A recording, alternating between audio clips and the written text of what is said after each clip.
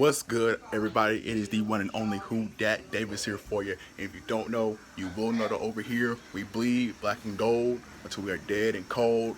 Happy Valentine's Day to everybody. As you can see, I got the family here. I got the sister. I got homeboy over here. I got the niece. I got the mama back here. A little Buffalo. I got a Buffalo Bill back. I got a Buffalo Bill back here. What's going on? Yeah. This is for the podcast. It's for the podcast. It's for the podcast. It's for the podcast. Yeah, this is for the podcast. It's for my Black and Gold podcast. Y'all know what it is. This is the only non-Saints fan right here. This is the Buffalo Bill fan. The only one in the house. The only one in the house. The only one in the house. I'm only bringing her on the podcast because she family, okay? So I gotta give her a little bit of love. Other than that, we want nothing to do with her. But yeah, that's the family. So before I get into what I need to get into, I want to have y'all, meet the family for a little bit. we doing it up today, man. Look, it's nothing but family love over here, no matter what color you represent now. Before I get into, not even before, it's time to get into what I need to get into. That is the channel updates and Saints updates. Let's go ahead and get into the Saints updates first. For those who don't know yet, if you've been living under a rock, Drew Brees has restructured his contract so the Saints can knock off $24 million against the cap. Now, we all know the Saints are in cap hell right now, and Mickey Loomis is already doing his thing. And on top of Drew Brees restructuring that contract, which is pretty much going to be leading into the big announcement that he's going to be retiring, so the Saints can go ahead and get the retirement process started. On top of all of that, we have the Saints releasing Nick Easton just the day before, which means they saved another $5.87 million against the cap. The Saints have cleared just about $30 million in cap space over the last 7 days. That is absurd if you're outside of the Who Dat Nation, but everybody who is in the Who Dat Nation, we know how Mickey Loomis does his business. There's a reason why we over here at S.O.B.G podcast call Mickey Loomis Morpheus Loomis, because he works that magic. You know what I'm saying? Now, there is speculation that the Saints are going to release linebacker Quan Alexander, and if that ends up happening, if that ends up happening, I had something to eat earlier, but if that ends up happening, Quan Alexander getting cut, that means the Saints will cut another $13.1 million against the cap. Now, it remains to be seen. My source is a little iffy. He's not all that trustworthy, so we'll find out in the coming days and weeks if that ends up being the case. Now, in terms of what I think of all this so far, if the Saints do end up cutting Quan Alexander, okay, great. That means you're really going to have to stress the fact that you need to pick up a linebacker in the upcoming NFL draft this April. Now, who are you going to get to replace the likes of Quan Alexander? I would say linebacker Nick Bolton. Linebacker Nick Bolton is a sideline to sideline linebacker. He is fast. He is instinctive. He is always where the ball is, whether he's in run stopping or pass coverage. Now, you can have Zach Bond be the replacement for Craig Robertson, who's up there in age, and he can be, the up-and-coming captain of special teams. You have Zach Bond more so in a base 4-3, where his skill set is being an edge rusher going off the edge, which is more of a, teams in the NFC North, such as, Green Bay and Chicago. That's not something what the Saints do. Zach Bond is more of an outside linebacker than an inside linebacker. So that's why he's in the base 4-3 with the likes of Alexander Loney, Demario Davis. Now, speaking of Alexander Loney, I don't expect the Saints to re-sign Alexander Loney unless it's to the practice squad. I don't see that happening anytime soon. I do believe they're going to let Alexander Loney walk, and I honestly believe his time in New Orleans has been played out, along with the unfortunate Sheldon Rankins, but the interior of the defensive line for the Saints is nothing to be concerned about, because they have someone else waiting in the wing. He's proven himself to be really serviceable when his name and number have been called up, and that is defensive tackle Malcolm Roach. He is a nose tackle. He has a nose for the ball. He is always where the ball is, whether he's in a run-stopping game or he's creating pass rush up the middle like he always did when he was back in the University of Texas.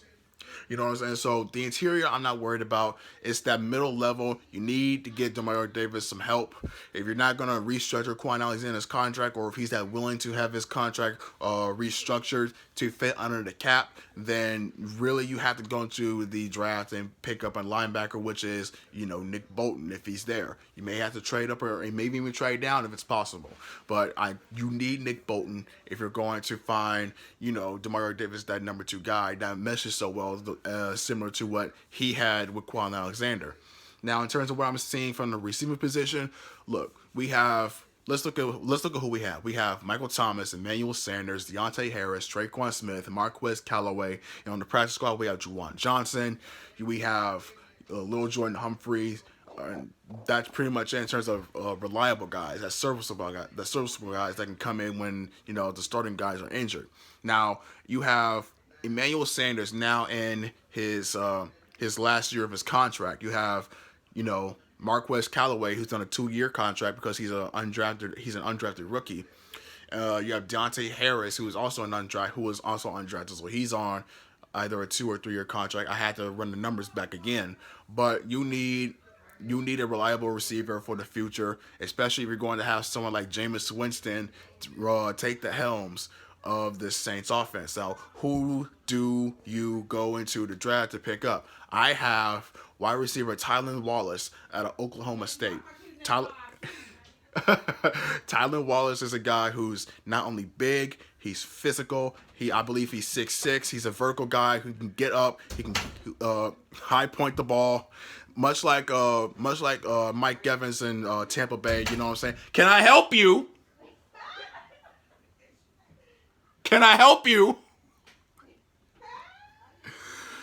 That's the sister poking her head in again. Like I said, we do it up over here. But yeah, back to Tylan Wallace. Like I said, Tylan Wallace is that 6'6" guy who can go up down the field. He can stretch it out, much like Mike Evans can do over in Tampa Bay.